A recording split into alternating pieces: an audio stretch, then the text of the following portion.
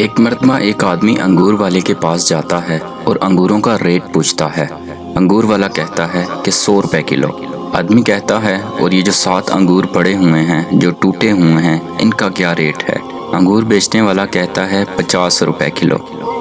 وہ آدمی حیرانگی سے پوچھتا ہے کہ یہ گچھے والے انگور 100 روپے اور یہ جو ٹوٹے ہوئے انگور ہیں جو کہ انہی میں سے ٹوٹ کے الگ ہو گئے ہیں اور بہت صاف ستھرے اور اچھے دانے ہیں، ان کی قیمت اتنی کم کیوں ہے؟ انگور والے نے جواب دیا، یہ انگور اپنے گچھے سے الگ ہو گئے ہیں اس لیے ان کا ریٹ کم ہو گیا ہے۔ کیونکہ یہ گچھے سے الگ ٹوٹے ہوئے انگور ہیں اس لیے ان کو بہت کم لوگ خریدتے ہیں۔ انگور والے کی یہ بات سن کر اس کے ذہن میں فوراً ایک خیال آیا کہ جب ہم بھی اپنے رشتہ داروں سے الگ ہو جاتے ہیں، اپنی فیملی سے الگ ہو جاتے ہیں تو ہماری بھی قیمت اتنی ہی رہ جاتی ہے۔ جب ہم اپنے قبیلے، فیملی یا رشتہ داروں کے ساتھ جڑے رہتے ہیں تو ہم بہت قیمتی ہوتے ہیں، لیکن جب ہم ان سے لڑ جھگڑ کر جدا ہو جاتے ہیں تو ہماری قیمت بھی آدھی ہو جاتی ہے۔ اسی لیے کہتے ہیں بے شک اتفاق اور اتحاد میں برکت ہے۔ اتفاق جب مٹی نے کیا تو اینٹ بن گئی، جب اینٹوں نے کیا تو دیوار بن گئی، جب دیواروں نے کیا تو گھر بن گیا۔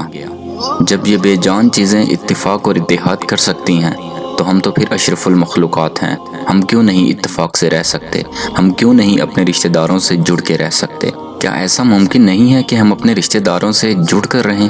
کسی سیانے نے کیا خوب کہا ہے کہ پرندے اپنے جھنڈ میں ہی اچھے لگتے ہیں، کوا کوے کے ساتھ اور عقاب عقاب کے ساتھ۔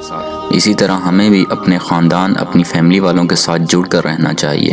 اگر ہم اتنا نہیں کر سکتے کہ ہم اپنے خاندان والوں کے ساتھ جڑ کر نہیں رہ سکتے تو کم از کم اتنا تو کر سکتے ہیں کہ ہم اپنے بہن بھائیوں کے ساتھ ہی جڑ کر رہ لیں، اپنے بہن بھائیوں کے ساتھ ہی اتفاق سے رہ لیں۔ اگر ہم یہ بھی کر لیں تو ہمارے لیے یہ بھی بہت بڑی بات ہوگی۔ فرمان مصطفیٰ صلی اللہ علیہ وآلہ وسلم ہے، تمام مسلمان ایک جسم کی مانند ہیں کہ جسم کے کسی ایک حصے میں بھی درد ہو تو تکلیف پورے جسم کو ہوتی ہے، پورے بدن کو ہوتی ہے۔ اگر ہاتھ میں تکلیف ہو تو پورا بدن، پورا جسم اس سے ڈسٹرب ہو جاتا ہے۔ وہ کسی نے کیا خوب کہا ہے کہ رشتوں کی خوبصورتی ایک دوسرے کی بات کو برداشت کرنے میں ہے۔ بے عیب انسان تلاش کرو گے تو تنہا رہ جاؤ گے۔ رشتے کبھی بھی قدرتی موت نہیں مرتے، ان کو ہمیشہ انسان قتل کرتا ہے، نفرت سے، نظر اندازی سے اور غلط فہمی سے۔ رشتہ جتایا نہیں جاتا، نبھایا جاتا ہے، پھر چاہے دور ہو یا پاس۔ رشتوں کی رسی کمزور تب ہوتی ہے جب انسان غلط فہمی میں پیدا ہونے والے سوالوں کا جواب بھی خود ہی نکال لیتا ہے۔ نرم لہجے سے ہمیشہ مضبوط اور دیر پا رشتے تخلیق پاتے ہیں، اس لیے اپنا لہجہ ہمیشہ نرم رکھیے۔ مخلص رشتوں کو مجبوریوں میں بھی ضائع نہ ہونے دیں، کیونکہ مجبوری تو ختم ہو جائے گی لیکن رشتے دوبارہ نہیں جڑیں گے۔ رشتوں کی بقا کے لیے رابطے ضروری ہیں، نظر انداز کرنے سے تو اپنے ہاتھوں سے لگائے درخت بھی مرجھا جاتے ہیں۔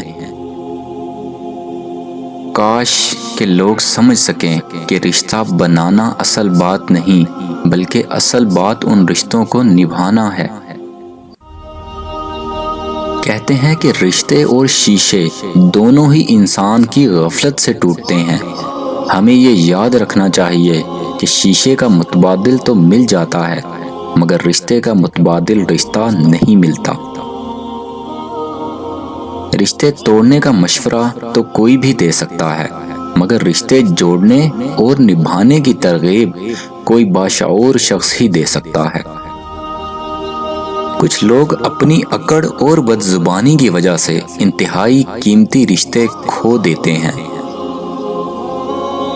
کسی رشتے کو کتنی بھی محبت سے باندھا جائے لیکن اگر عزت اور احترام چلا جائے تو محبت بھی چلی جاتی ہے۔ رشتے اور پودوں کی مثال ایک سی ہے، یہ انسان کی توجہ چاہتے ہیں، اگر ان کو وقت نہ دیا جائے تو یہ مرجھا جاتے ہیں۔ زندگی کی خوبصورتی رشتوں سے ہے اور رشتے تب ہی قائم رہتے ہیں جب ہم معاف کرنا اور درگزر کرنا سیکھ جاتے ہیں۔ پیسے کمائیں یا نہ کمائیں مگر دعائیں ضرور کمائیں، اس سے جھونپڑی میں بھی محل والا سکون ملے گا۔